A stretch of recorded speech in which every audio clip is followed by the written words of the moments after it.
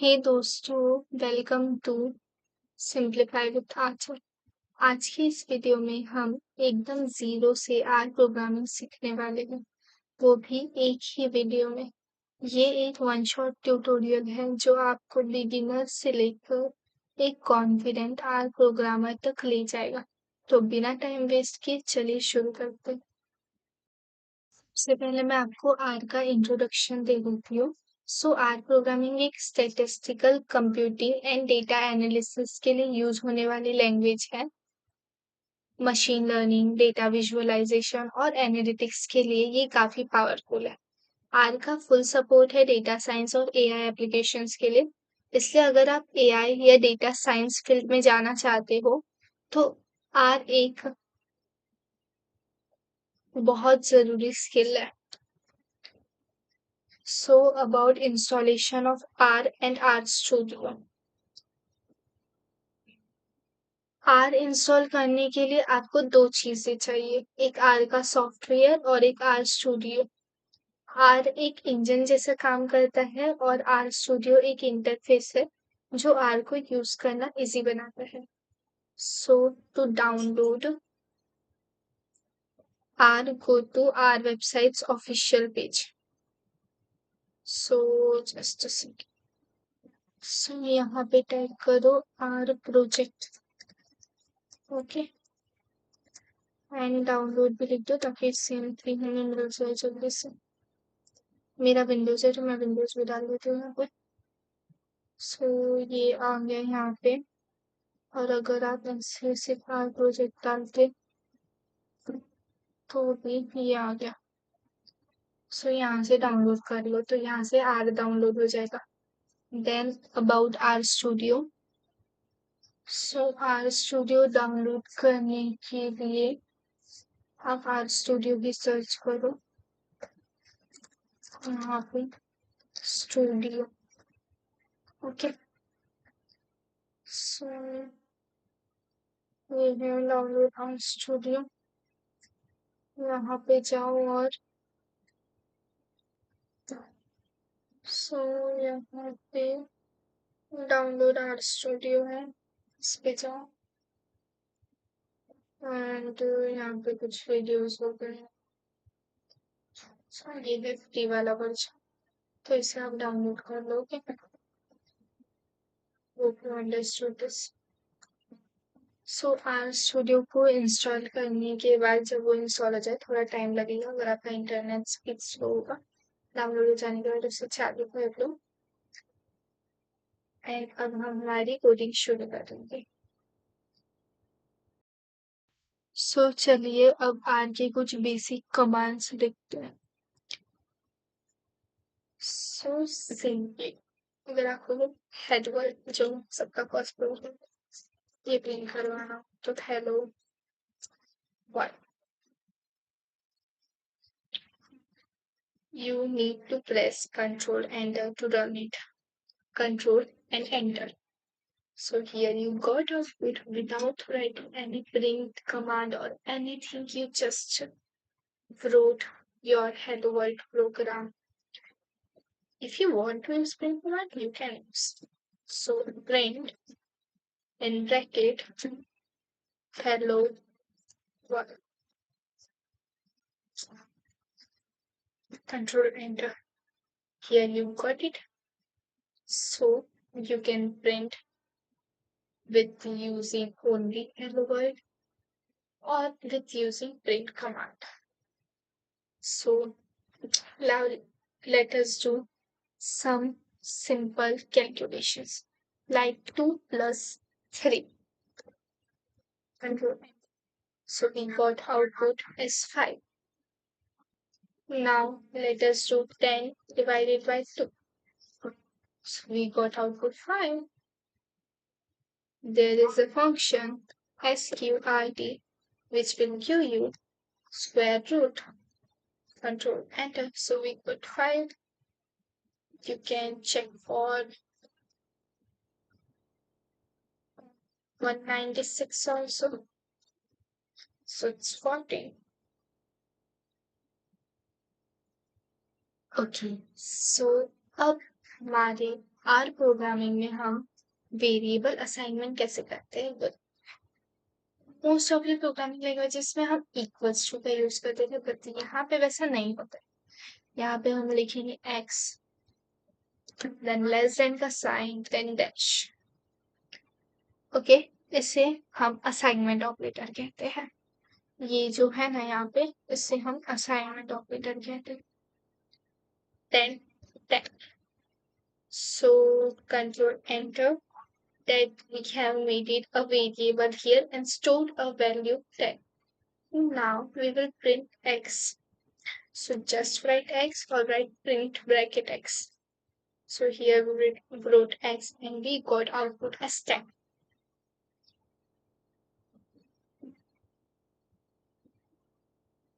अब हम शुरू करते हैं डेटा टाइप्स एंड वेरिएबल्स।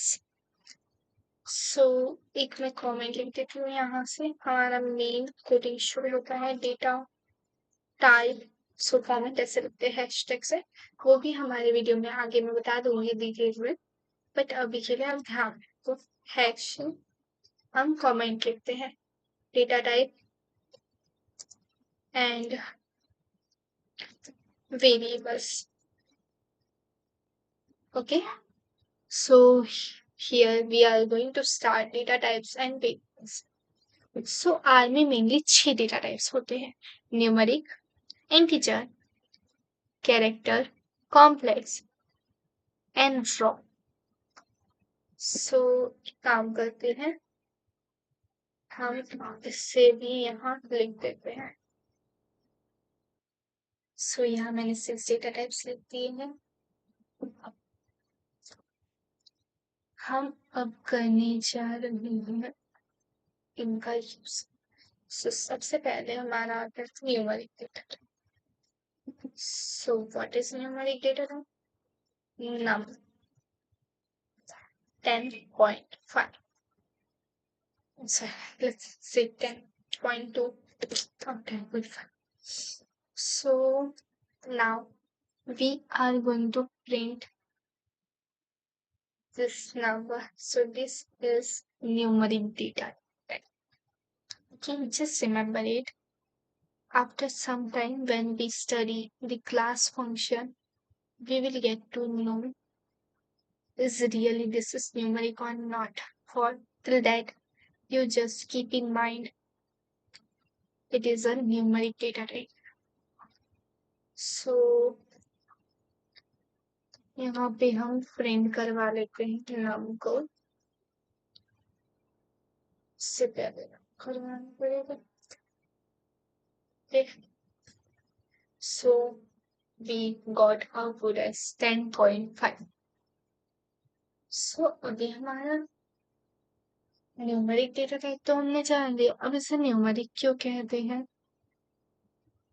तो अगर सिंपल नंबर अगर सिर्फ 10 होता है तो उसे क्या कहते हैं, वो हम चेक करते हैं। हैश, सो इसे हम इंटीजर कहते हैं।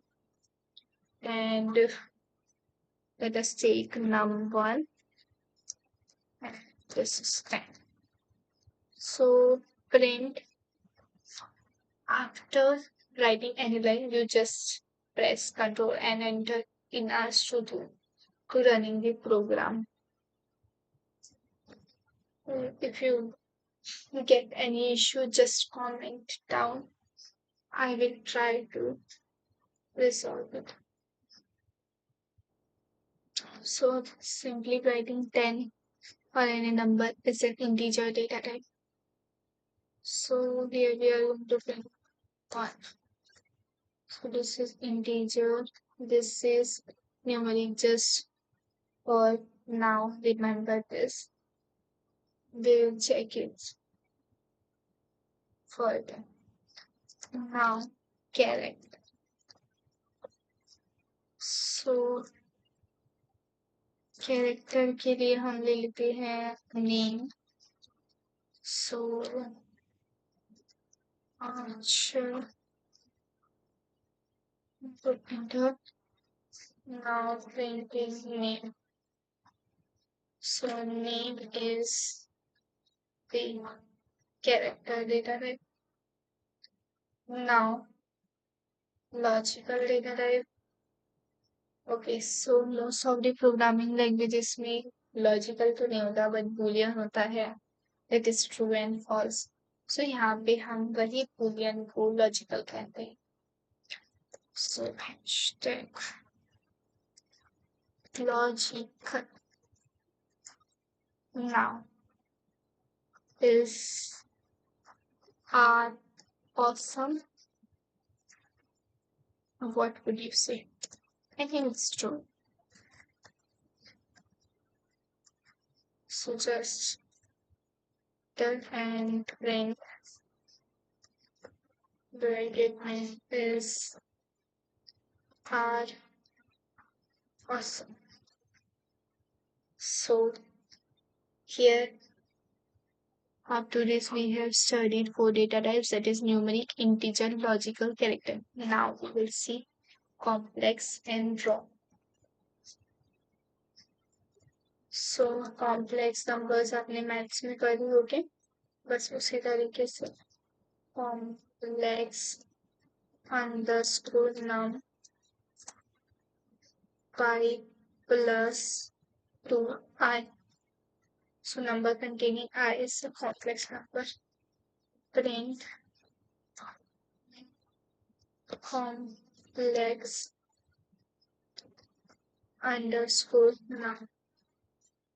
So हम यहाँ पे लिख देते हैं number having real and imaginary part is called as complex number. Okay, so ये हमारा complex number. अब हमारा आता है raw. So ये raw क्या होता है, ये तो कुछ नया ही है ना. सो आर में रॉ डेटा टाइप एक स्पेशल टाइप है जो बाइनरी डेटा को स्टोर करने के लिए यूज होता है. मतलब जो डेटा बाइट्स या बाइनरी फॉर्मेट में होता है उसे हम रॉ टाइप में स्टोर करते हैं. सो एक एग्जांपल के साथ समझाने का कोशिश करती हूँ. मान लो हमें एक टेक्स्ट को बाइनरी फॉर्मेट में कन्वर्ट करके स्टोर करना है, तो उसके लिए हम रॉ डेटा टाइप का यूज करेंगे. आई होप समझा होगा. सो बाइनरी फॉर्मेट में अगर डेटा स्टोर करना है, रॉ डेटा टाइप को यूज करेंगे. सो रॉ डेटा टाइप को कैसे यूज करें? तो रॉ डेटा टाइप को यूज करने के लिए हमें care to raw फंक्शन का यूज करना पड़ता है. सो here we will take and the variable is raw data assignment operator care capital T O 2 raw. Okay, यहाँ पे hello. So control enter. Now printing. Oh sorry, I'm so sorry. Just a sec.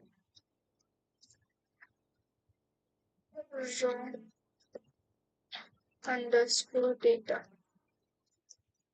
So here it is converted to hexadecimal. So जरूरी नहीं है कि नहीं यहाँ पे ये हेक्साडेसिमल में चेंज हुआ है. ओके, ये हेक्साडेसिमल फॉर्मेट आउटपुट दिखाता है जो कि टेक्स्ट का बाइनरी है. ओके, अब अगर हमें बाइनरी या रॉ डेटा को वापस नॉर्मल टेक्स्ट में कन्वर्ट करना है तो रॉ टू कैर फंक्शन का यूज करते हैं. सो यहाँ पे हम टेक्स्ट कर देते हैं इसे, then raw to char bracket में raw underscore data print bracket में टेक्स्ट। सो आप इससे हो गया ये फंड। ओके, सो ये ध्यान में रखो कि हेक्साडेसिमल फॉर्मेट में आउटपुट दिखाता है, पर वो बाइनरी इक्विवेलेंट ही होता है टेक्स्ट के लिए। सो ड्रॉ डेटा टाइप का use file handling, data encryption and security, memory optimization, यहाँ सब होता है। फाइल हैंडलिंग में कैसे यूज होता है, बाइनरी फाइल्स होती है, इमेजेस वीडियो स्टोर करने के लिए। Then data encryption and security में सिक्योर कम्युनिकेशन के लिए यूज होता है। एंड मेमोरी ऑप्टिमाइजेशन में large data sets efficiently handle करने के लिए यूज होता है। सो अब हमारा रॉ डेटा टाइप आपको समझ में आ गया होगा। नाउ अब मैं आपको इसका प्रूफ दिखा देती हूँ कि एक सेकेंड मैंने यहाँ पे इंटीजर में यहाँ पे n लिखना होता है। ओके, कभी भी अगर इंटीजर डेटा टाइप डिफाइन करें तो वहाँ n लिखेंगे तभी वो इंटीजर कहलाएगा, नहीं तो वो न्यूमेरिक की कैटेगरी में चला जाता है। सो अगर हमें अभी क्लास चेक करना है, आई मीन डेटा टाइप को चेक करना है, सो उसके लिए check data type of a variable, we use class function. Okay, so sorry मैं खाना भूल गई थी, हमें इंटीजर के लिए लिखना होता है तभी वो इंटीजर प्रिंट करेगा, नहीं तो वो न्यूमेरिक ही प्रिंट कर देगा। सो क्लास ब्रैकेट में नाम का क्लास क्या होगा, मैंने बताया numeric. So here we got output. Now let us check class of number. So integer return कर देते हैं। So integer अभी name का so class and in bracket name. So character. Now to check for logical, class bracket name is our awesome. So logical. Now for checking complex number, class complex underscore num. So complex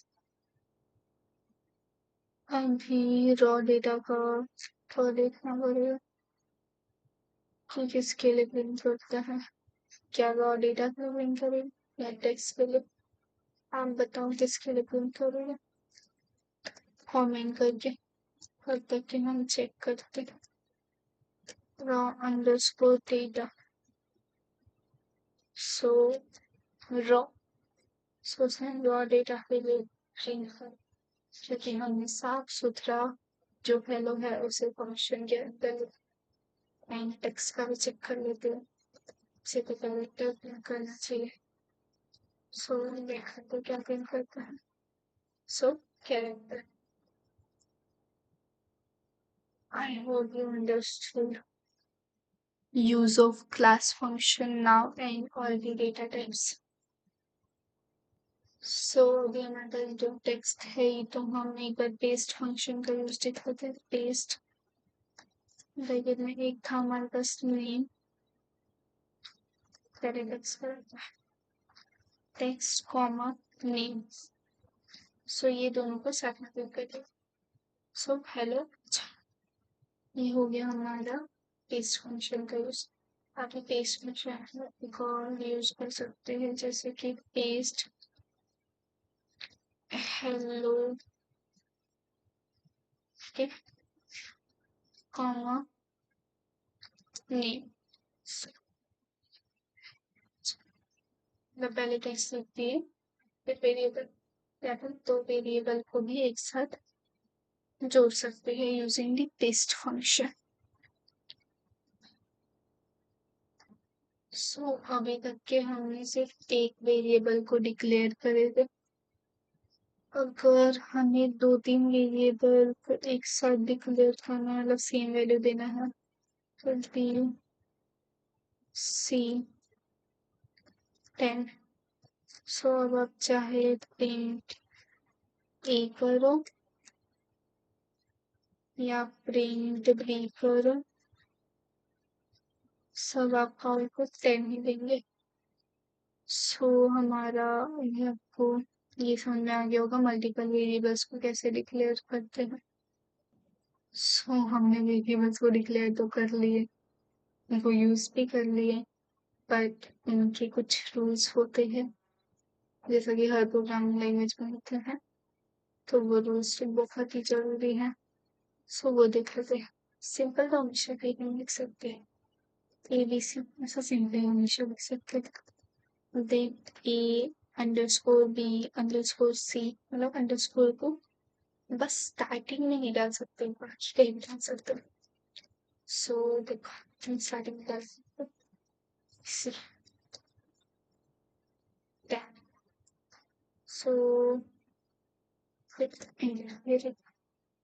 underscore हमने पहले डाल दिए, इसलिए हमें error मिला। यहाँ पे अगर हम डॉट डालते तो क्या होता था? डॉट डालेंगे तो चल जाएगा, मतलब फर्स्ट लेटर डॉट हो सकता है, बट अंडरस्कोर नहीं हो सकता, बट अंडरस्कोर को कहीं पे भी बीच में डाल सकते। ओके, अब देखो बहुत सारी प्रोग्रामिंग लैंग्वेजेस में अंडरस्कोर को एज अ कैरेक्टर ही बोलते हैं और उसे स्टार्टिंग में भी नहीं, स्टार्टिंग में नहीं डाल सकते मोस्ट ऑफ द लैंग्वेजेस में। यहाँ पर स्टार्टिंग में नहीं डाल सकते, बट डॉट को स्टार्टिंग में डाल सकते हैं। ए डॉट अंडरस्कोर चलेगा तो देख लेते हैं। चलता है डॉट अंडरस्कोर भी। first letter should be a letter or a dot। how हम वेरिएबल के नाम क्या नंबर से शुरू कर सकते हैं? ऑब्वियसली नहीं, ये हमने पक्का टच होते थे।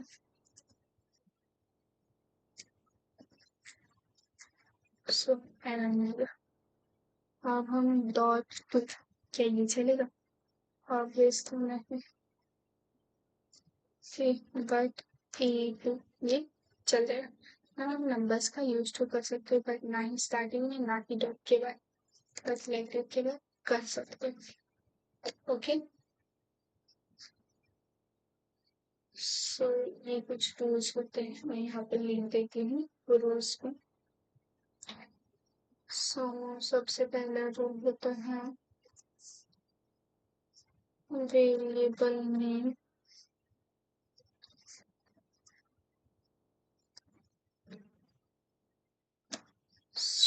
must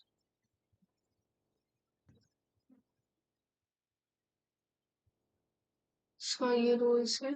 variable name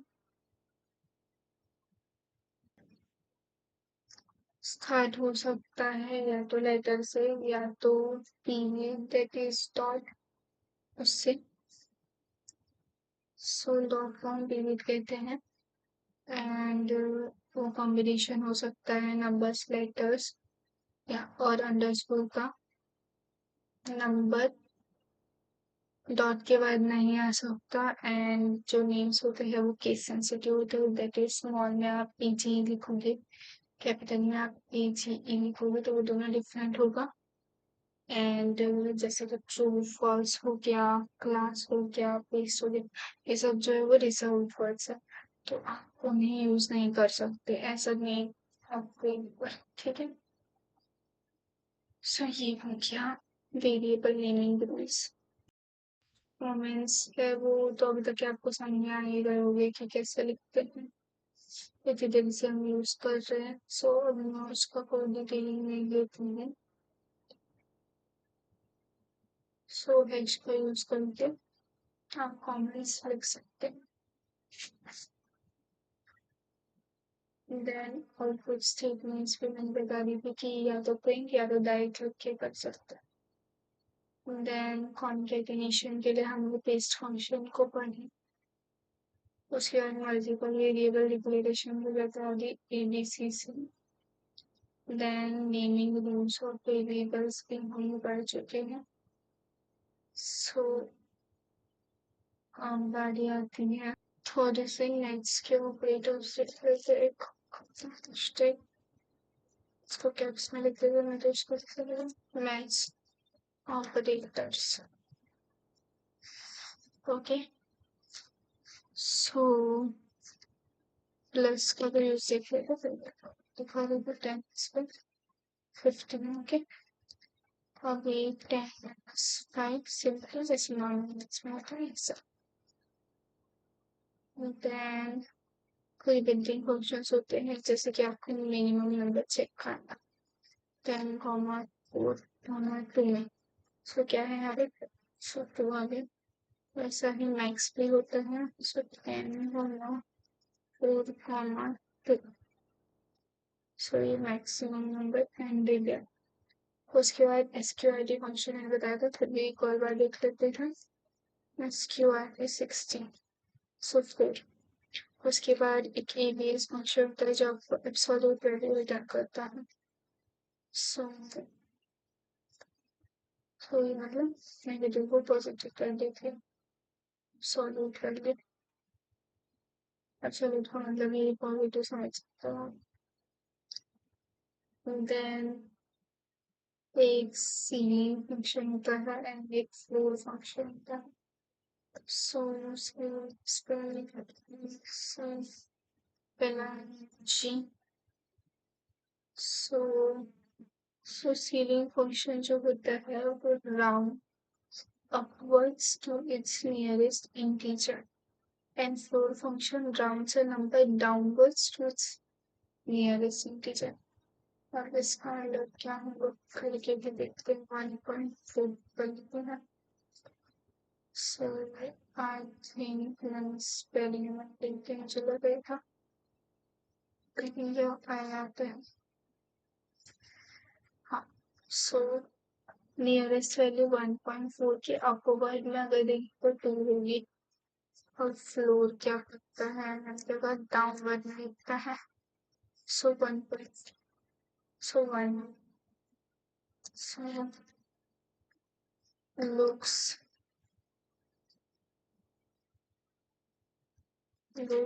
for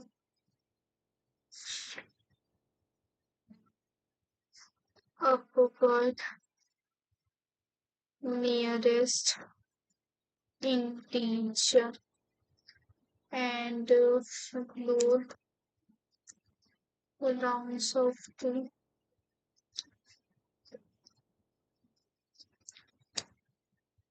downward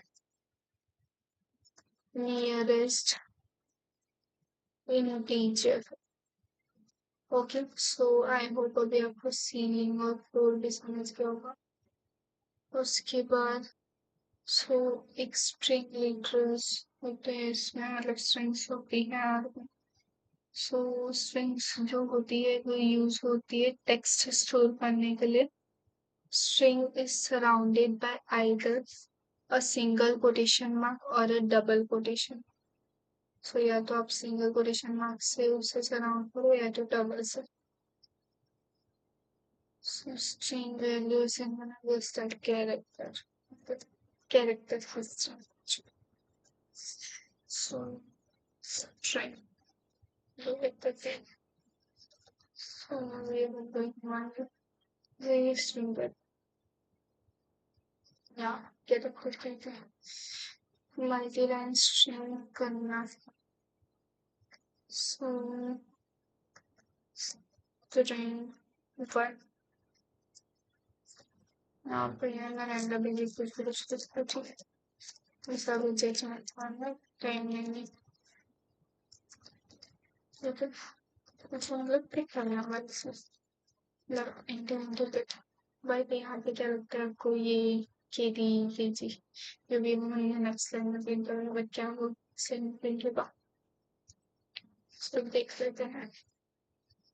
string one just second में उसे रन करो सो नहीं हुआ आउटपुट में। अब यहाँ पे स्लेशन लुक क्या है, दैट मीन्स यहाँ पे जो स्पेस है सिर्फ स्लेशन है। अगर मैं यहाँ पे स्लेशन डाल देता तो क्या होता, तो लास्ट वन।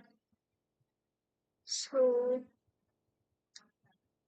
हम यूज सेशन दैट मीन्स जब भी आप एंटर करोगे तो एक स्लेशन कर देता है।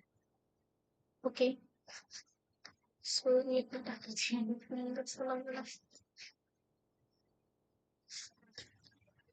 So I hope you understood कि जो स्लैश एन है वो आर खुद ही एंड कर देता है, वो उसे एंड ऑफ टेक्स्ट लाइन्स भेजता है। एंड स्लैश एन को हम एस्केप कैरेक्टर कहते हैं, वो इंडिकेट करता है अ न्यू लाइन। मतलब वो प्रिंट टाइप नहीं देगा, बट स्लैश एन से आपको समझ जाना खुद कि it is talking about a new line.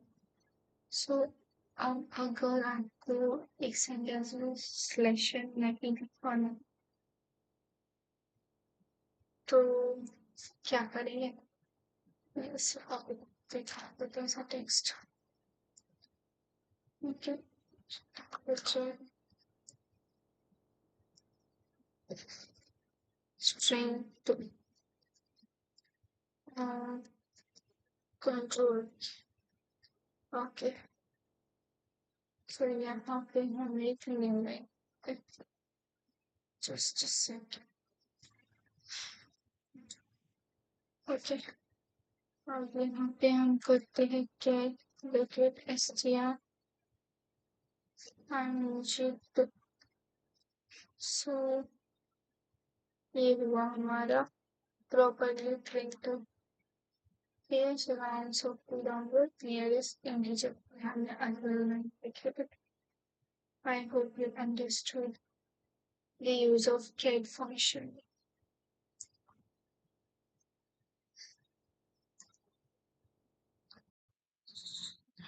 सो यहाँ पे हम दो वेरिएबल्स के लिख रहे हैं A and B. So let us take a variable A value 10 and B just B 2। Okay, so अब हम अरिथमेटिक ऑपरेटर्स देखते हैं। So here is arithmetic operators। So there are many arithmetic operators: plus, minus, multiplication, division, exponentiation, modulo and integer division। So शुरुआत करते हैं हम a plus b। So this will add, so a plus b, that is 10 plus 2 is 12। So plus is our first arithmetic operator, then similarly we can do subtraction also, a minus b, then we can multiply both numbers also, then for division backslash use करते हैं। So ये हो गया हमारा division. Then exponentiation. So 10 power 2 that is 10 का square. So what is 10 का square is 100। So just a second, एक काम करते हैं हम यहाँ पे भी ले लेते हैं, तो भी ले सकते हो, ऐसा कुछ नहीं है। So 100। Then modulo, what is modulo? So जब भी हम किसी नंबर को डिवाइड करते हैं we got a reminder, so that reminder is called as the modulo. So a divided by b, so 10 पूरा पूरा डिवाइड हो जाएगा, सॉरी मॉड्यूलो b। सो 10 पूरा पूरा डिवाइड हो जाता है 2 से, तो रिमाइंडर बचेगा 0। So we got 0। Similarly a divided by I mean modulo हम 3 करते हैं तो रिमाइंडर बचेगा 1। 1 बचेगा क्या, 2 बचेगा I think, just a second. हाँ 9 चला जाएगा तो 1 रिमाइंडर बचेगा, तो we got reminder as 1। So ऐसे होता है मॉड्यूलो का use. Then integer division. So integer division भी एक असाइनमेंट ऑपरेटर है, इसमें मॉड्यूलो का sign, then back slash, then फिर से modulo, then B. So 5 integer मतलब कभी भी आप पॉइंट में सपोज करो 100.00 modulo back slash modulo B. एक काम करते 5 ले लेते हैं, से रन करवाते। सो वी गॉट 20.0000 नहीं आया, बट अगर हम ये ही 10.000 सीधा सिंपल वाला डिवाइड करते तो क्या होता। सो यहाँ पे भी कुछ ऐसा आया नहीं है। सो यहाँ पे तो दोनों ने सेम काम किया, बट कभी सपोज करो 10 को हम 3 से डिवाइड कर रहे हैं तो आंसर कैसा आएगा। ऑब्वियसली 3.3333 ऐसा कुछ आएगा। तो अगर हम यही सेम चीज हमारे इंटीजर डिवीजन से करेंगे तो वो सिर्फ हमें 3 प्रिंट करके देगा। सो इसलिए कभी कभार ये इंटीजर डिवीजन हम यूज करते हैं। सो यहाँ पे हमारे अरिथमेटिक ऑपरेटर्स पूरे हुए।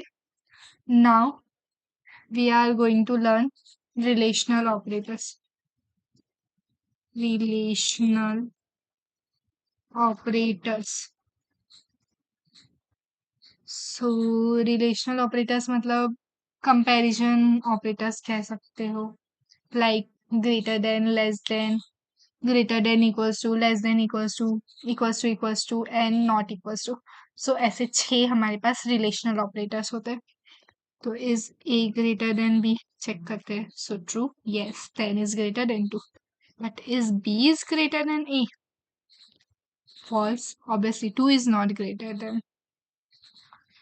So B is less than A? Yes, it's obviously true. Then A less than equals to B. So ये equals to के साथ चेक करेगा, ओके। उसी तरीके से A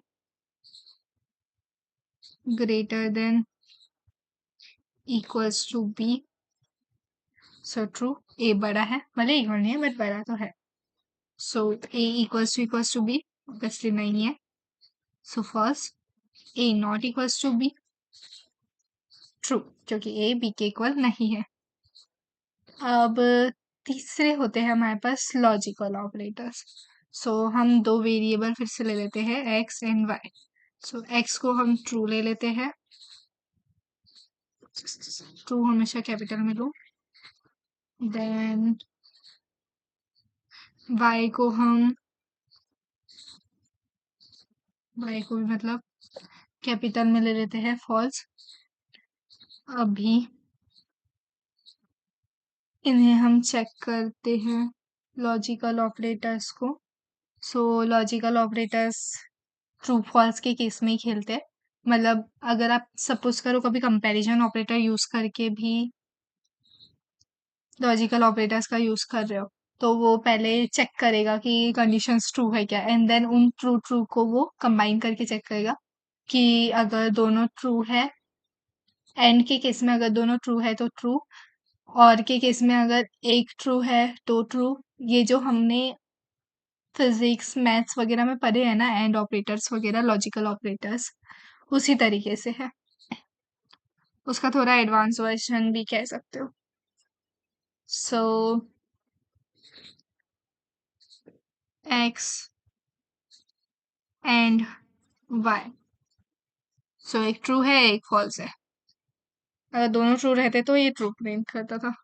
देन एक्स और वाई, सो ट्रू।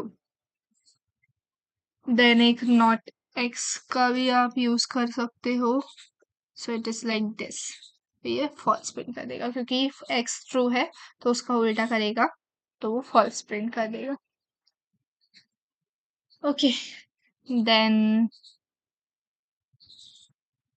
ये हो जाने के बाद सो इसमें ना एंड और के 2 होते हैं, मतलब टाइप्स। मतलब आप ऐसे सिंगल तो लिख ही रहे हो, इससे एंड एंड मतलब एक्स एंड वाई ऐसा भी कर सकते हो।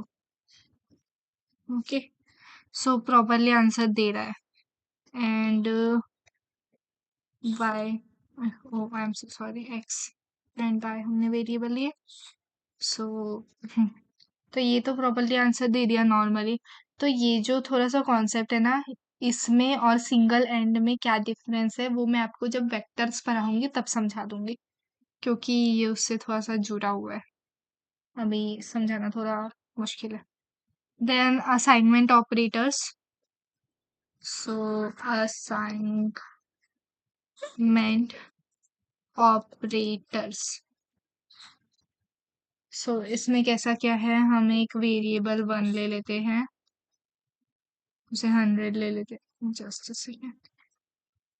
देन वेरिएबल 2 ले लेते हैं, 200, एंड मतलब समझ में आ रहा है ना, ये दोनों हमने असाइनमेंट ऑपरेटर ही यूज करे, ये मैंने आपको एकदम स्टार्टिंग में बताई थी कि less than arrow is nothing but an assignment operator. Then equals to का भी यूज कर सकते हैं, सो यहाँ पे वही यूज कर इक्वल्स टू, सो कर सकते हैं इक्वल्स टू का भी यूज, ऐसा नहीं है कि नहीं कर सकते, बट यहाँ पे मोस्टली हम ये वाला यूज करते हैं, एरो एंड डैश वाला। देन इसे उल्टा भी, ये जो एरो वाला है ना, इसे उल्टा भी कर सकते हैं, लाइक दिस, बात थ्री, ओके। देन इन्हें प्रिंट करवा के देख लो, असाइनमेंट हो चुका है, var 1, var 2, var 3, okay. I hope you understood. अब स्पेशल ऑपरेटर्स आ गए हमारे, तो अब एक लास्ट स्पेशल ऑपरेटर्स बच गए। तो स्पेशल ऑपरेटर्स में सबसे पहले आता है मेंबरशिप ऑपरेटर।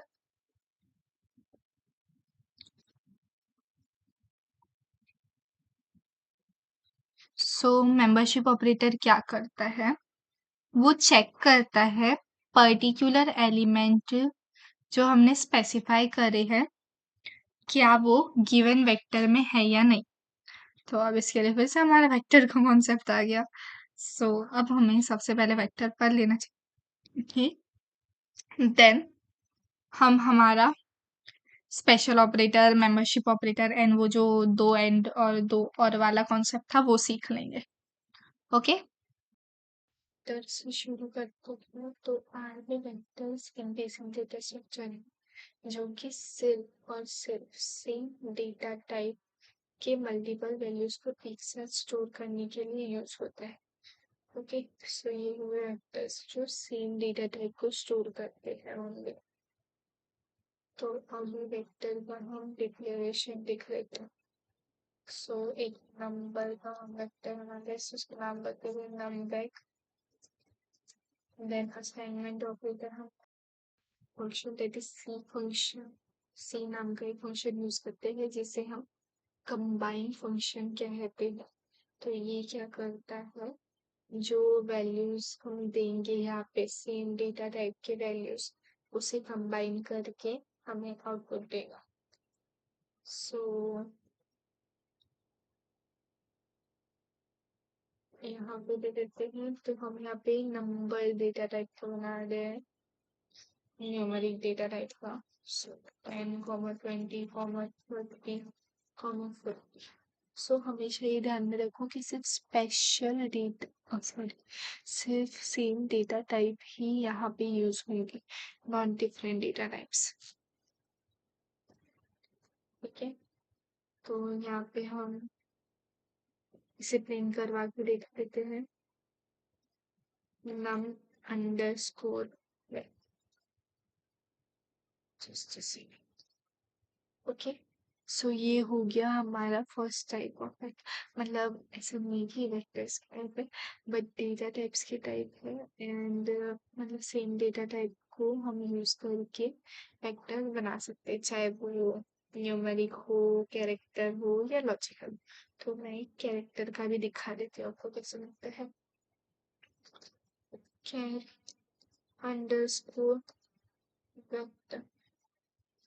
ओके, तो सी फंक्शन, देन यहाँ पे लिखते हैं फंक्शन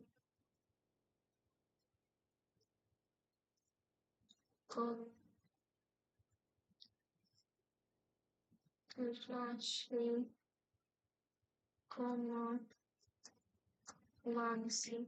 सो इसे तीन वेक्टर के नाम।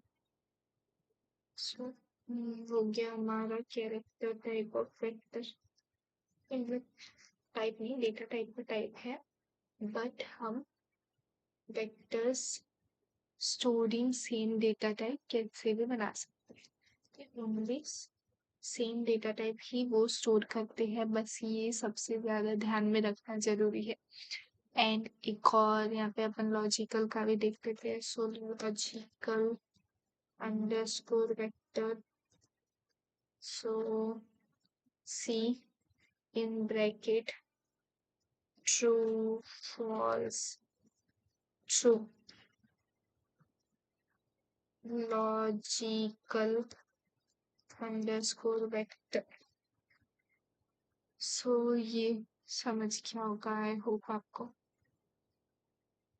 अभी देखो वेक्टर्स में हम लोग कैसे भी ऑपरेशंस भी कर सकते हैं, लाइक एक ये नम वेक्टर एक हो गया और एक और नम अंडरस्कोर वेक्टर वन ले लेते हैं, एंड उसमें भी हम कुछ वैल्यूज दे देते हैं सी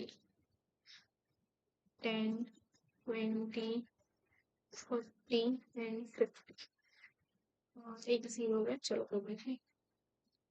सो अभी हम इसे ऐड कर सकते हैं। So sum underscore vec, and इसमें हम num underscore vec plus num underscore vec two, sorry one से रन करवाते हैं, एंड सम वेक्टर को प्रिंट करवाते हैं। तो आ गया 10 plus 10 20, 0 plus 20 20, 40 plus 30 70 and 40 plus 59। So ऐसे ऑपरेशंस को पे ऐसे ही मल्टीप्लिकेशन करो, डिवीजन करो, कुछ भी करो, ठीक है। ये जो है ये एलिमेंट वाइज ऑपरेशन परफॉर्म करता है, ठीक है, वेक्टर्स में। देन वापस आ जाते हैं स्पेशल ऑपरेटर्स में। तो सबसे पहले था हमारा मेंबरशिप ऑपरेटर। सो अभी हमारा जो मेंबरशिप ऑपरेटर होता है परसेंट इन परसेंट, ये उसका सिंबल होता है, ऐसे समझो। तो हम एक रिजल्ट नाम का वेरिएबल ले लेते हैं। आई होप मैंने उस पहले ना यूज किया हो, तो प्रॉब्लम होगा। एंड ठीक है, अब हमारा जो वेक्टर है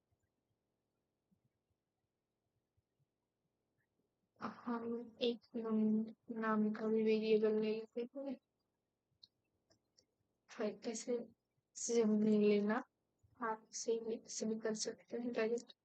5% इन परसेंट, ये और नम अंडरस्कोर वेक्टर, ऑब्वियसली इसका आंसर फॉल्स आएगा क्योंकि प्रेजेंट नहीं है। सो रिजल्ट को प्रिंट करवाते हैं, just second. Result so false है। अब अगर होता तो result 110% in percent num underscore vector and result 1 को प्रिंट करवाते हैं, तो ये आ गया true. I hope you understood how membership operator works.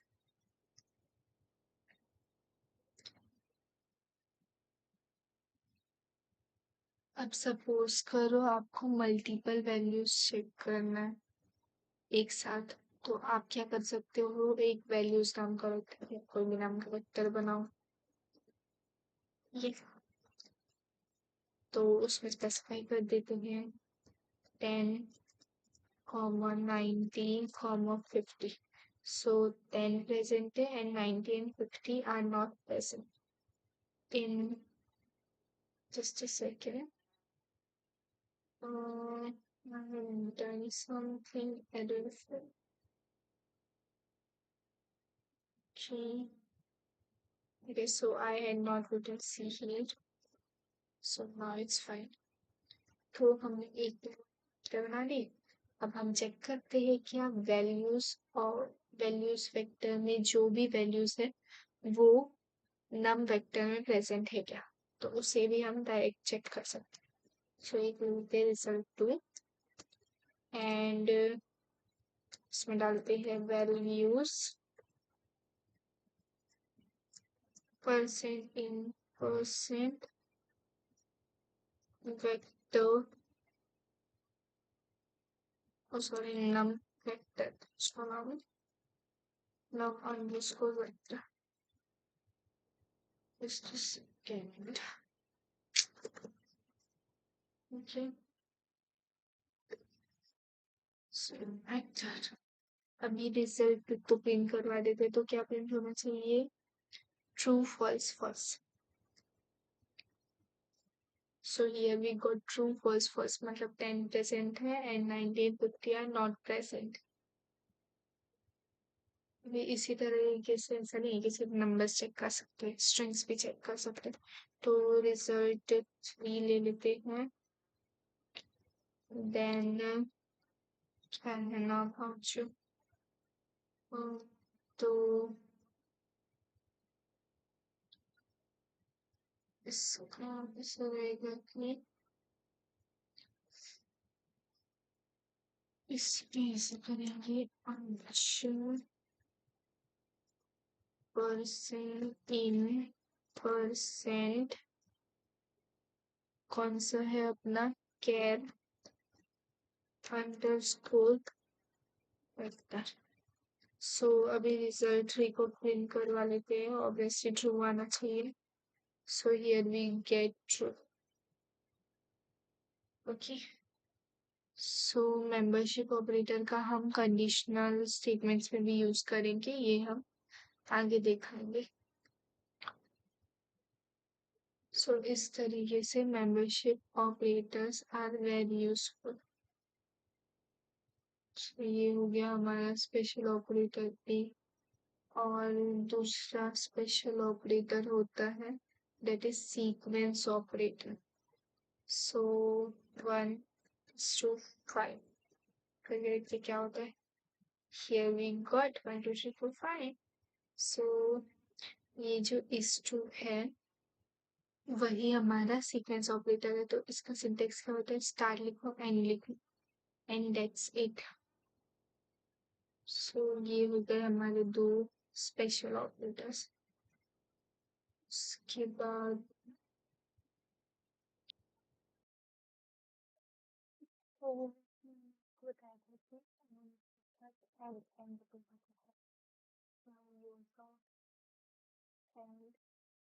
And and देख लेते हैं। तो जो सिंगल एंड होता है वो वेक्टर वाइज है, मतलब जो सिंगल एंड होगा उनको हमने वेक्टर को टच करना है एंड ऑपरेशन से, तो हम सिंगल एंड करेंगे। एंड डबल एंड के केस में हम कुछ सिंगल वैल्यू सेट कर सकते हैं। I will explain you with example. Let us take vector 1 2 2 false 2, okay, and vector 2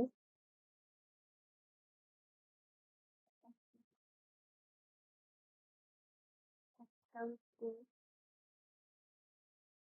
3 2 0 false। तो ये और देखो सिंगल आंसर ये होगा कि हम कर सकते हैं V1 and V is equal, okay. तो आ जाओ फिर टू का टू फर्स्ट का फर्स्ट एंड फर्स्ट ये टू एंड कंडीशन दोनों टू रहे तो टू रहता है। अब देखो अब जो सिंगल एंड है ना तो अच्छा नहीं लगता है, वो सिर्फ सिंगल वैल्यू की सेट। अगर मैं यहाँ पे डबल एंड करती थी उसके बाद डबल एंड सिंगल इसकी तो ये एरर है, ये सिर्फ सिंगल, ठीक है। आई होप यू। तो हमें अगर डबल एंड को रन करवाना है तो हमें सिंगल वैल्यू ही लेना पड़ेगा, जैसे कि हमने यहाँ पे x और y and then y equals जो कि x2 है और के साथ भी होता है। तो अगर हम सिंग और यूज करेंगे तो हम वेक्टर्स में ऑपरेशन परफॉर्म कर सकते हैं, एंड अगर हम डबल एंड करेंगे तो सिर्फ हम एक ही वैल्यू ले सकते हैं, ठीक है। तो ये हो गए हमारे ऑपरेटर्स पूरे। तो गाइस अब हम मेथड्स करेंगे हेल्प, ओके। आज प्रोग्रामिंग में हेल्प स्टेटमेंट के बारे में सीखेंगे। तो एक हेल्प एक डिसीजन मेकिंग स्टेटमेंट है तो कंडीशन के बेसिस पे अलग अलग कोड एग्जीक्यूट करता है। तो अब शुरू करते हैं हेल्प करना। जब हमें किसी भी कंडीशन के बेसिस पे अलग अलग परफॉर्म करने हो तब हम हेल्प का यूज करते हैं। तो देखो इसको सिंटैक्स में लिख देते हैं,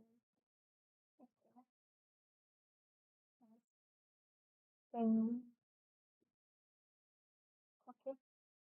तो केस ब्रैकेट में कंडीशन देन एक कर्ली ब्रेसेस, ठीक है, ये अलग अलग लाइन में चलते हैं। देन एल्स, देन एल्स के कर्ली ब्रेसेस, ओके। तो जाऊंगी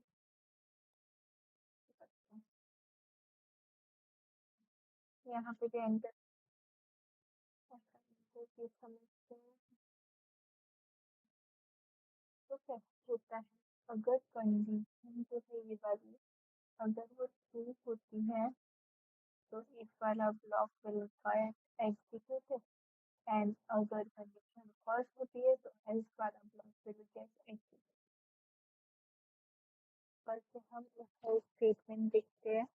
तो इस स्टेटमेंट का एक बेसिक एग्जांपल ले लेते हैं। अगर एक नंबर पॉजिटिव है तो पॉजिटिव प्रिंट होना चाहिए और अगर नंबर नेगेटिव है तो नेगेटिव प्रिंट होना चाहिए। तो हम एक वेरिएबल ले लेते हैं एंड उसको असाइन करते हैं वैल्यू -5, ठीक है, चेक करते हैं 5, ओके। तो कंट्रोल एंटर। अब इफ देखो नेगेटिव नंबर कौन से नंबर होते हैं जो 0 से छोटे, तो अगर नंबर ग्रेटर देन 0 हुआ तो वो पॉजिटिव है, नहीं तो वो नहीं, and 0 is not negative and not positive. So if n greater than 0 हुआ then हमारा curly braces else of syntax इसमें enter, उसके बाद print statement लिखो, print ब्रैकेट में नेग सॉरी पॉजिटिव, ओके। ये हो जाने के बाद यहाँ पे आएगा else,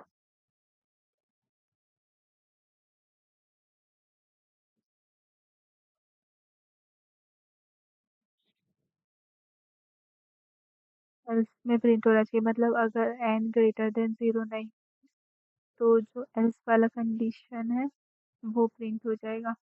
तो प्रिंट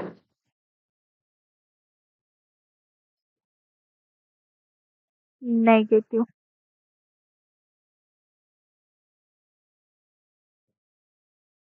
ये पूरे इतने को रन करवा लेते हैं। सो नेगेटिव आएगा क्योंकि नंबर नेगेटिव ही है। अभी पॉजिटिव में भी एक बार देख लेते हैं। Control answer so positive. I hope you understood how if else works. So अभी इफ एल्स में हम एक एल्स इफ का एग्जांपल लेते हैं। अगर हमें बहुत सारी कंडीशंस चेक करना है तब हम एल्स इफ का यूज करते हैं। दैट मीन्स पहले if condition then else if condition ऐसा करते हैं। तो ये कुछ ऐसा होगा। यहीं पे ही हम एक एल्स इफ ले लेते हैं। एल्स इफ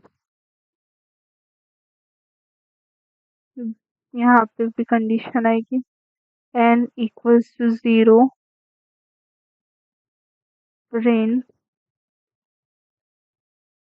ब्रैकेट में 0 is neither negative nor positive. Okay, just a second. So else वाले हम कितने भी स्टेटमेंट डाल सकते हैं बीच में। just a second. I got an error.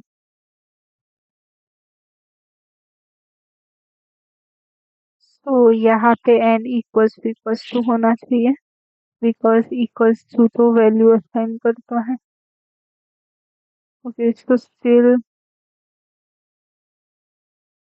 Output तो मिल जा रहा है but there is an error of else and else।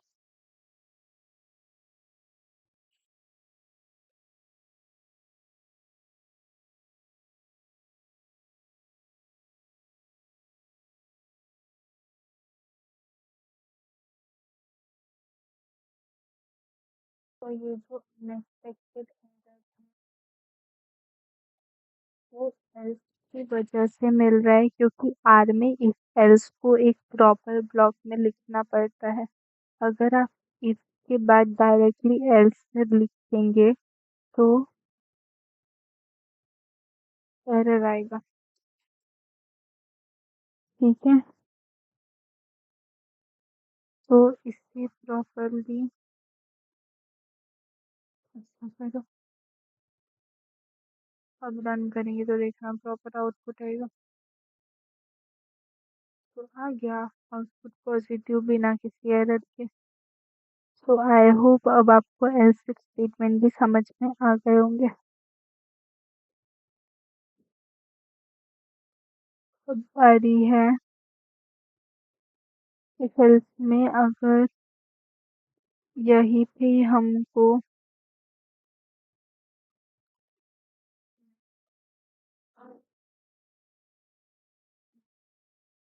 अगर एक एग्जांपल ले लेते हैं दो कंडीशन चेक करने का। एक वेरिएबल ले लेते हैं एज। ठीक है, तो 20 ले लेते हैं इसे। अब दूसरा वेरिएबल ले लेते हैं सिटीजन, मतलब वो सिटीजन ऑफ द कंट्री भी होना चाहिए। तो इसके ट्रू ले लेते हैं।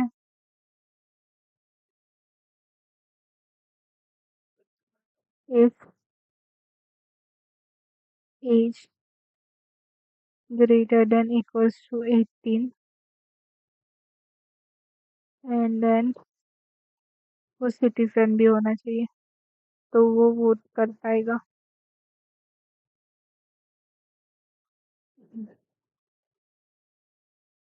Range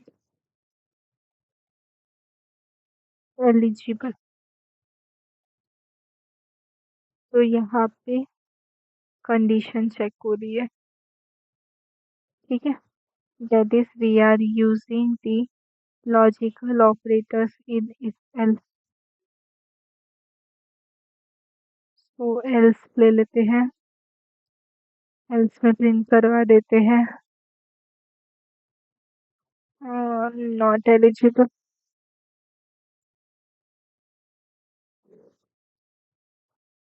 so that's it.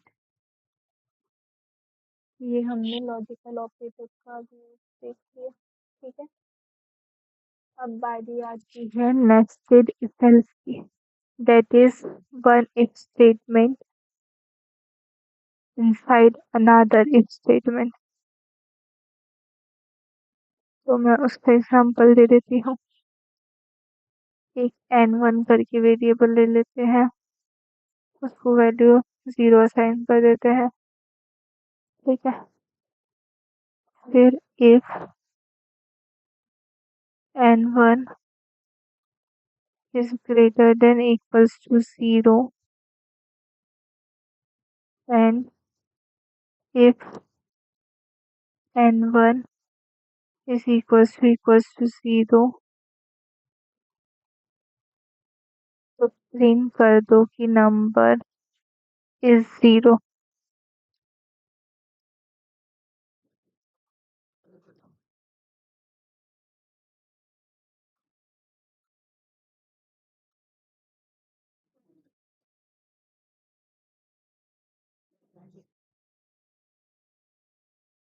And फिर else statement, that is we are using if statement के अंदर फिर से एक एल्स स्टेटमेंट।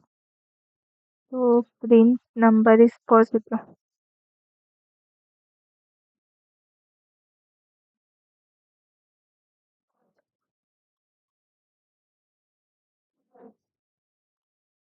एंड यहाँ पे इस वाले इफ का भी एल्स आएगा, ठीक है। तो एल्स, जस्ट सेकेंड, जो थोड़ी देर पहले एरर आया था वो फिर से नया नहीं हो रहा। यहाँ पे जो ऊपर वाला इफ है ना उसका ये ब्लॉक बंद हो जाएगा, सेकेंड, ठीक है। तो ये वाला एल्स यहाँ आ जाएगा एंड इक्वल के यहाँ पे आ जाएगा print number is negative. Print number is negative. अब ये सब रन करवाते हैं, कंट्रोल एंटर। नंबर इज 0, ठीक है। तो ये नंबर 0 ही है। तो इसने चेक किया क्या नंबर 0 है या नहीं है। अब अगर हमें इफ एल्स को वन लाइन में लिखना है तो हम कैसे लिख सकते हैं वो हम देख लेते हैं। सो अगर कंडीशन सिंपल हो तो हम एक लाइन में लिख सकते हैं। तो फॉर एग्जाम्पल n2 करके एक वेरिएबल ले लेते हैं, इसकी वैल्यू सपोज करते हैं 15 एंड एक r वेरिएबल ले लेते हैं that is going to print our result. तो इस तरह से लिखेंगे इफ एल्स ब्रैकेट में n2 हमारा मॉड्यूलस ऑपरेटर 2 इक्वल्स टू 0 हुआ तो इवन प्रिंट करो, नहीं तो और प्रिंट करो। एंड प्रिंट, एक सेकंड, प्रिंट आर।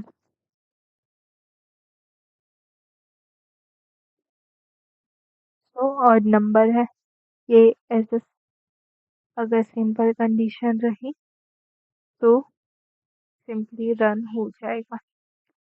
तो हमने आर में इफ एल्स सीख लिए, एल्स इफ सीख लिए, I hope you understood this. Then ternary operator, मतलब टर्नरी स्टाइल भी कहते हैं, ये जो छोटा वाला है ना उससे, तो हमने वो भी सीख लिए एंड नेस्टेड इफ एल्स भी सीख लिए। अब बारी आती है लूप्स की।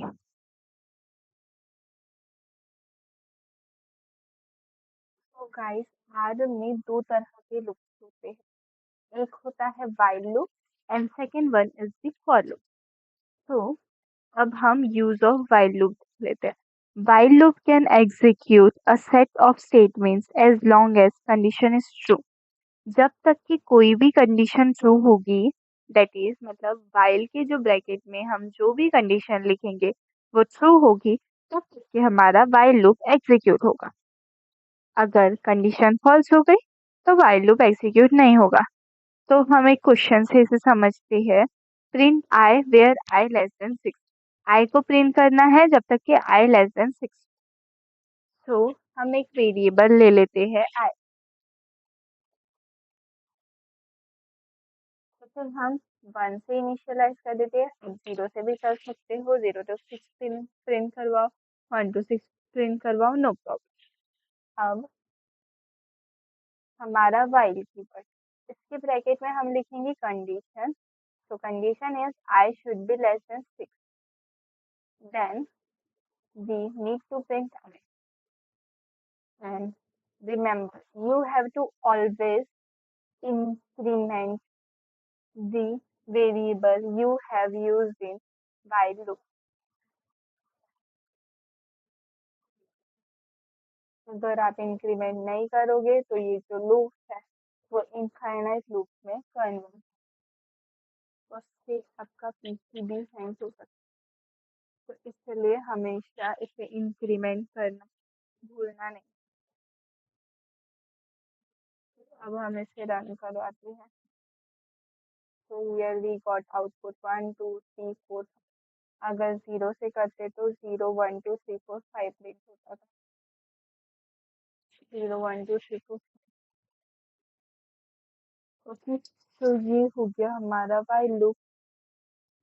अब लूप्स में ही हमारे पास ब्रेक एंड नेक्स्ट स्टेटमेंट्स आते हैं।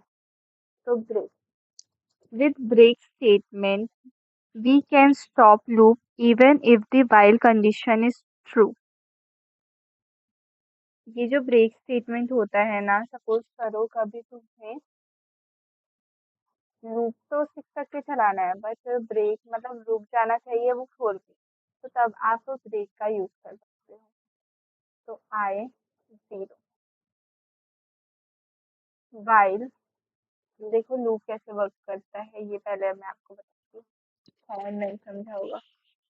देखो पहले क्या हुआ, 0 से स्टार्ट हुआ और वाइल में उसने कंडीशन चेक किया, क्या आई लेस देन 6 है। हाँ, 0 इज लेस देन 6, तो उसने प्रिंट कर दिया 0। फिर इंक्रीमेंट करा, आई प्लस 1 दैट इज 0 प्लस 1, तो 0 प्लस 1 इज 1। तो फिर से चेक करेगा 1 इज लेस देन 6, यस, तो 1 प्रिंट हो जाएगा। फिर ऐसे 2 3 4 5 6, ऐसे ये काम करेगा। अब break statement, then then i को हमने 0 से इनिशियलाइज करे, i less than 6 print bracket में आई आई आई प्लस 1। ठीक है, अब यहाँ पे इफ आई इक्वल्स टू 4 होगा तब ब्रेक कर देना। तो वो जिससे रन करवा, ओके ओके इनफाइनाइट वो प्रिंट नहीं करेगा, बाकी सब वो प्रिंट कर देगा। For example i equals to 4, ये हमने इफ कंडीशन दी है, तो बस 4 प्रिंट नहीं करेगा, बाकी 0 1 2 3 5 ये सब वो प्रिंट कर देगा। Okay, so use of next देखते हैं। अब यहाँ पे देखो क्या हो रहा है कि आई जो है वो पहले ही प्रिंट हो जा रहा है। कंडीशन चेक करने के, तो 4 तो पहले ही प्रिंट हो जाएगा ना इसके कारण, तो रुकेगा ही नहीं, तो इसलिए यहाँ से हम प्रिंट हटा देते हैं। यहाँ पे नेक्स्ट एंड प्रिंट हम बाद में करवाएंगे। प्रिंट आए, अभी इसे रन करवाएंगे तो 4 को छोड़ के 1 to 6 प्रिंट करेगा। ये हम नेक्स्ट का यूज देख रहे हैं, ठीक है। 1 to 6 प्रिंट कर दिया। अभी आपको डाउट आ रहा होगा शायद कि यहाँ पे 6 कैसे प्रिंट कर दिया। तो देखो, आई का वैल्यू 0 था, इंक्रीमेंट किया, पहले 1 कर दिया, फिर 4 है क्या चेक किया, नहीं है, तो 1 प्रिंट हो गया। फिर अभी 1 है आई का वैल्यू, +1 हुआ, 2 हो गया, फिर चेक किया, प्रिंट कर दिया। वो क्या करते जा रहा है, मतलब जब 5th वाला आइटरेशन आएगा तब वैल्यू रियलिटी में 6 होगी, इसलिए वहां पे 6 प्रिंट हुआ, तो इसीलिए यहाँ पे 6 प्रिंट हुआ। अब हम इंक्रीमेंट बाद में करके देखते हैं क्या होता है। 0 1 2 3 इसने एज अ ब्रेक स्टेटमेंट यहाँ पे काम कर दिया, ठीक है, तो हम ये भी नहीं कर सकते। अभी यहाँ से हटाते हैं, यहाँ पे लिख के देखते हैं।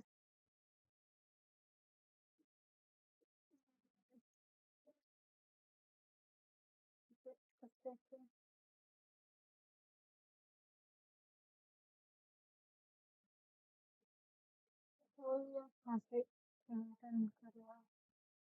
1 2 3 4, यहाँ पे तो 4 भी प्रिंट कर दिया, इंक्रीमेंट होने के बाद प्रिंट कर दिया।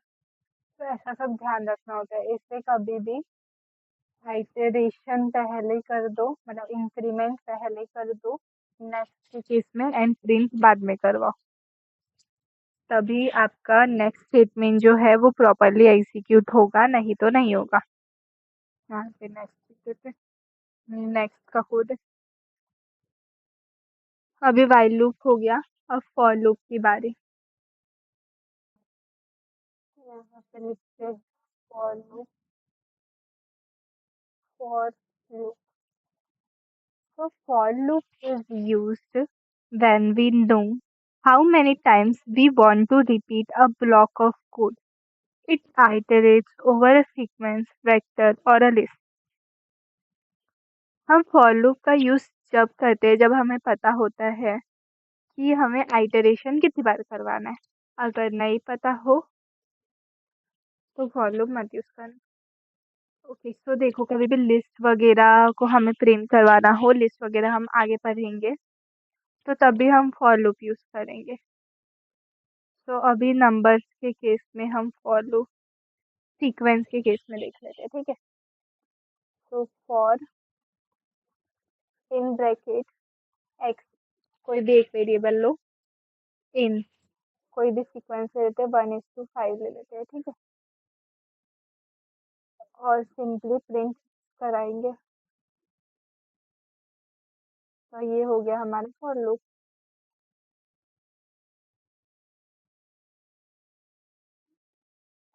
यहाँ पे इसे रन कराते हैं,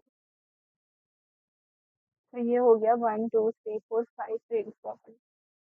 फिर डेटा स्ट्रक्चर पढ़ेंगे, तो देखो, वेक्टर और लिस्ट ऑलमोस्ट सिमिलर होते हैं, बस लिस्ट को हम लिस्ट कीवर्ड का यूज करके डिक्लेयर करेंगे। दोनों ही 1 डायमेंशनल होते हैं, पर लिस्ट में हम different types of data type store कर सकते हैं। आप 1 भी स्टोर कर सकते हो, किसी का नाम भी स्टोर कर सकते हो, दैट इज नंबर, नाम, और लिस्ट के अंदर ही वेक्टर भी स्टोर कर सकते हो। So list is a collection of elements that can be of different types, numeric, character, vector, etc. तो अब हम लिस्ट का डिक्लेरेशन देख लेते हैं। तो एक वेरिएबल ले लेते हैं list1, यहाँ पे हम लिखेंगे लिस्ट एंड ब्रैकेट में एक नंबर ले लेते हैं 1, एक नाम ले लेते हैं, एक वेक्टर ले लेते हैं।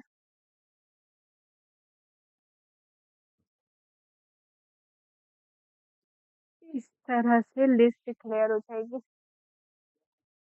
अब हमें प्रिंट करवाना है लिस्ट को, तो हम यहाँ पे फॉर लूप का यूज़ करेंगे। वैसे तो डायरेक्ट भी प्रिंट हो जाएगा, प्रिंट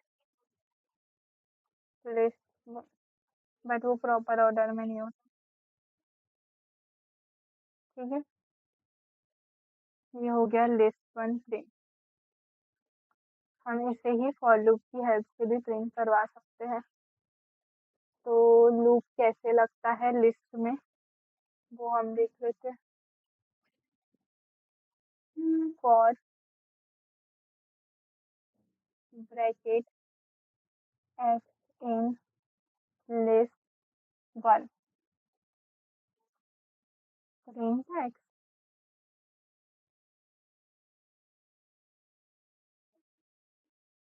ये वाला हटा देते हैं, फिर रन करवाते हैं। देखो अभी ये प्रॉपर ऑर्डर में प्रिंट हुआ, ये भी हुआ था प्रिंट, बट कुछ एक्स्ट्रा की चीज़ें आ गई है यहाँ पे। वो इंडेक्स पोजीशन है एक्चुअली, जो ये एक्स्ट्रा की चीज़ें आई है। ठीक है, तो ये हमारी लिस्ट प्रिंट हो गई with the help of for loop, जैसे हमने ब्रेक स्टेटमेंट का यूज़ करे थे हमारे नॉर्मल व्हाइल लूप में, वैसे हम फॉर लूप में भी कर सकते हैं, सीक्वेंस में भी कर सकते थे। लाइक यहाँ पे 1:5 है, तो इफ x == 5, तो फिर ब्रेक कर दो।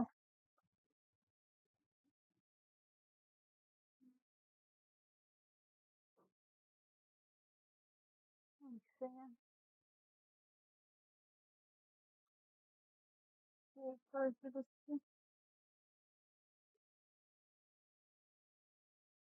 तो 4 पे ब्रेक कर दिया, बस 4 प्रिंट कर दिया क्योंकि हमने x को पहले ही प्रिंट करवा दिए थे। ओके, अगर प्रिंट एक्स बाद में कराएंगे तो प्रॉब्लम हो जाएगी।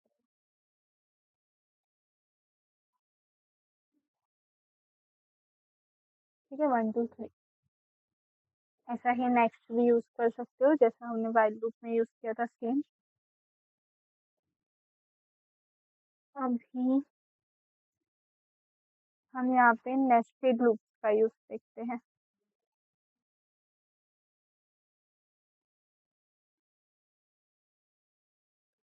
तो हम इसके लिए एग्जांपल ले लेते हैं,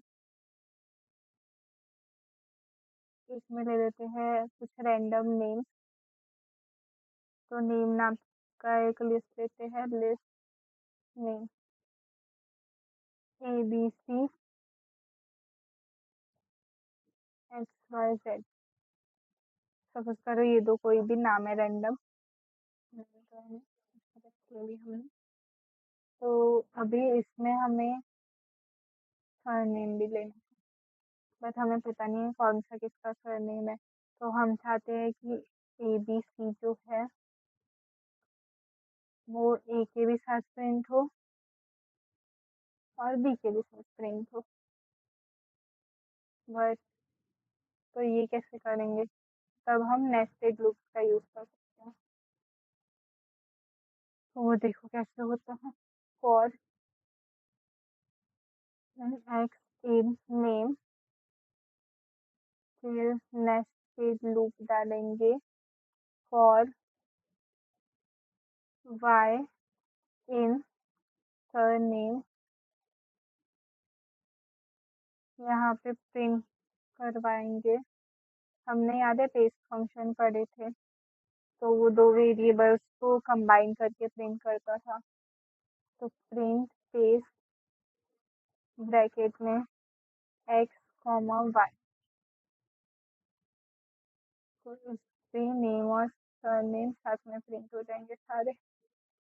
देखो ABC A ABC B XYZ A XYZ B। तो ये हो गए हमारे लूप, और लिस्ट भी आपको इससे समझ में आ गया होगा कैसा है क्या है। अब लिस्ट के बाद हमारे पास आते हैं अरे। तो array is a multi-dimensional collection of elements of same type, like a generalization of vectors।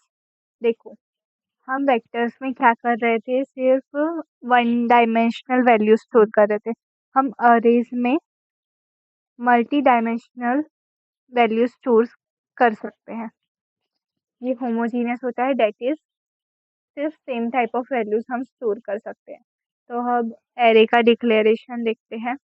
जब एरे का डिक्लेरेशन करेंगे ना, वो भी लिस्ट और वेक्टर टाइप से होता है, बस वहाँ पे आपको डायमेंशन देना होता है।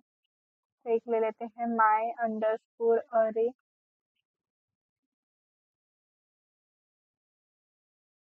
फिर असाइनमेंट ऑपरेटर अरे ब्रैकेट में लिखेंगे, सीक्वेंस से कर लेते हैं।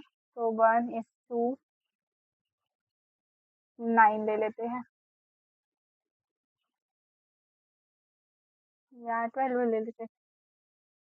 9 लो, 12 लो, कुछ भी लो। मैं आपको डायमेंशन का यूज अभी समझाऊंगी क्या होता है।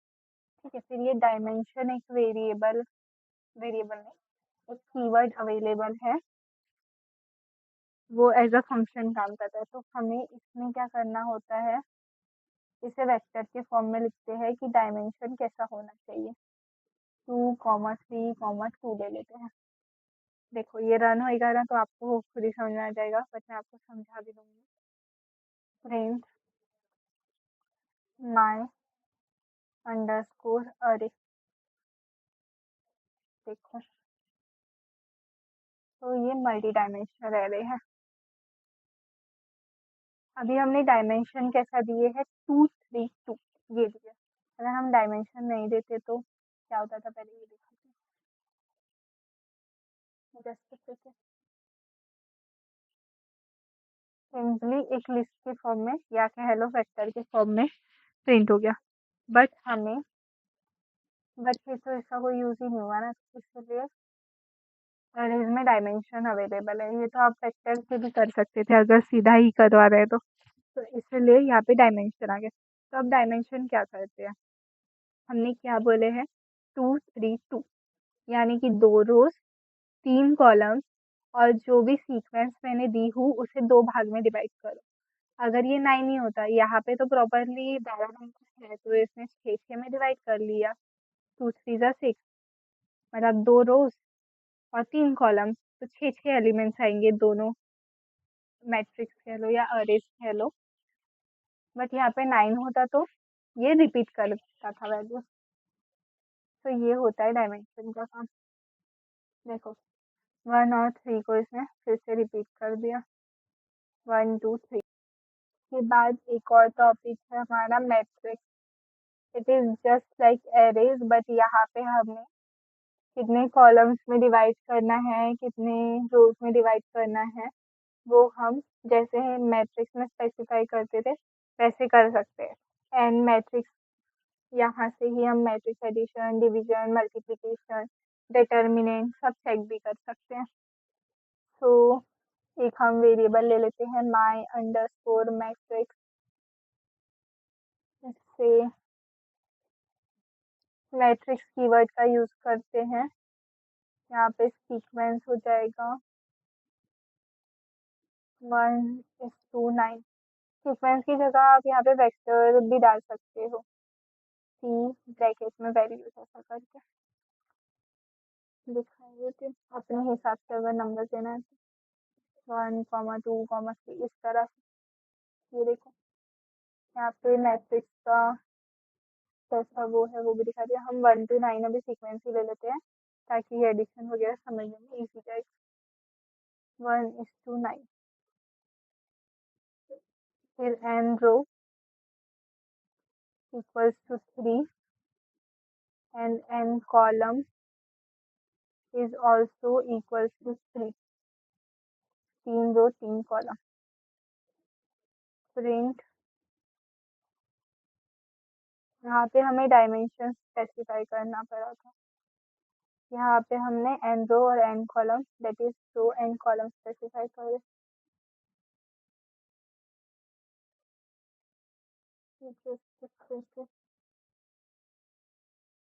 यहाँ पे माई मैसेज करो, ये पुराना कोई मैसेज मैंने डिफाइन करी होगी तो वो आगे, ठीक है। तो ये नया वाला मैट्रिक्स प्रिंट हुआ।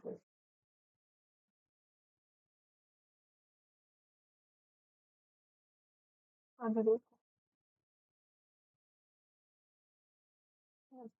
जो माई मैट्रिक्स है वो एक मैट्रिक्स तो हमने बना दिया। अब हम मैट्रिक्स के ऑपरेशन देख लेते हैं।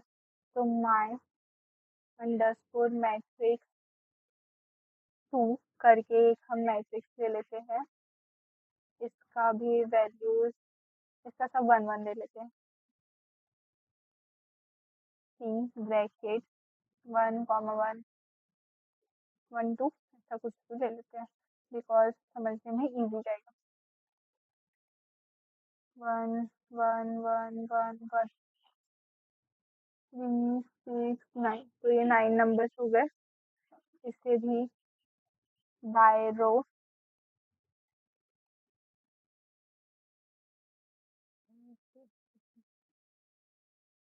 एन रो और एन कॉलम करना है।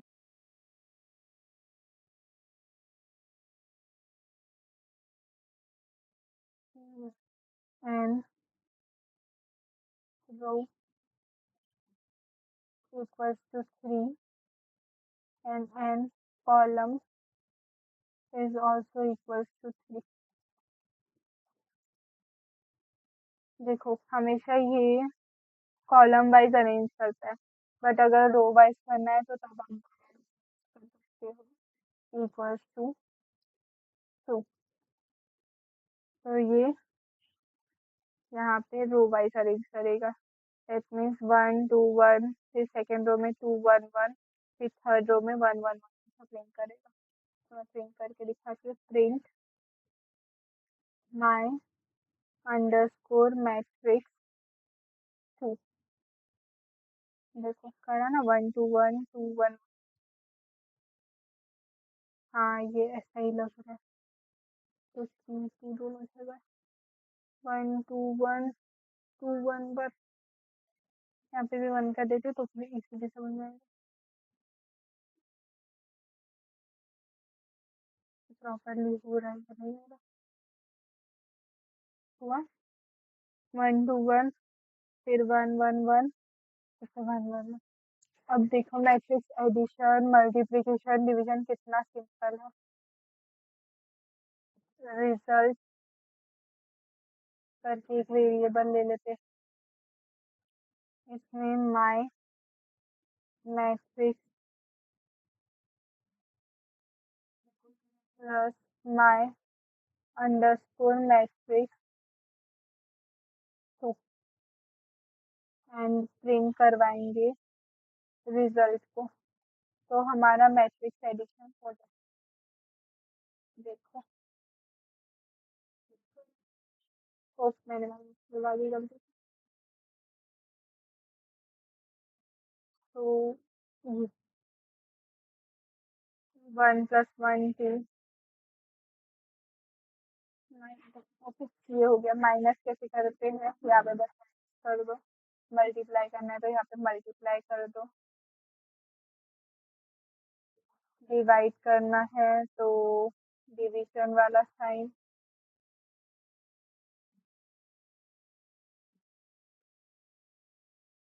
And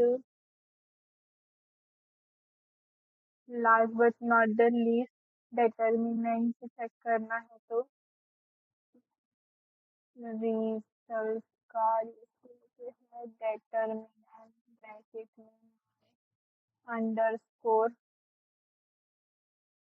matrix. तो प्रिंट ब्रैकेट में RES 0 डिटर्मिनेंट चेक कर लेना। तो ये हो गया हमारा डिटर्मिनेंट। ट्रांसपोज भी कर सकते हैं। ट्रांसपोज का ऐसे पूरा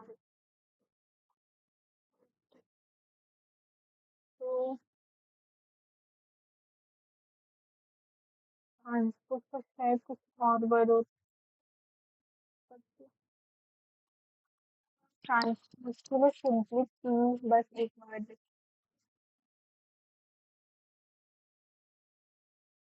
हम मैट्रिक्स के डायमेंशन भी प्रिंट कर सकते हैं यूजिंग dim फंक्शन। यहाँ पे D I am three three dimension और लेंथ भी प्रिंट करवा सकते हैं using line.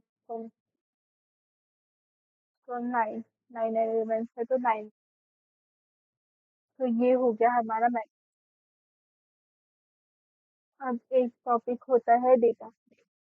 Data frame is a table like structure where each column can have a different type. It is like a spreadsheet or SQL table. तो data frame में जो रो और columns होते हैं वो एक टेबल के जैसे होते हैं जिसमें हम डिफरेंट डेटा टाइप्स पर कॉलम स्टोर कर सकते हैं। एक कॉलम में नेम स्टोर कर लो, दूसरे कॉलम में एज स्टोर कर लो, इस टाइप से। तो यहाँ पे हम डेटा फ्रेम देख लेते हैं। Data frame my underscore DF. Data frame के लिए हम डेटा डॉट फ्रेम ये कीवर्ड यूज करेंगे। फिर ले लेते हैं नेम इक्वल्स टू टी। यहाँ पे ले लेते हैं ए कॉमा बी और एक एज वेरिएबल भी ले लेते हैं इक्वल्स टू सी 20 नंबर से 34 और प्रिंट ब्रैकेट में माय अंडरस्कोर डी। तो ये देखो इस तरह से डेटा फ्रेम यूज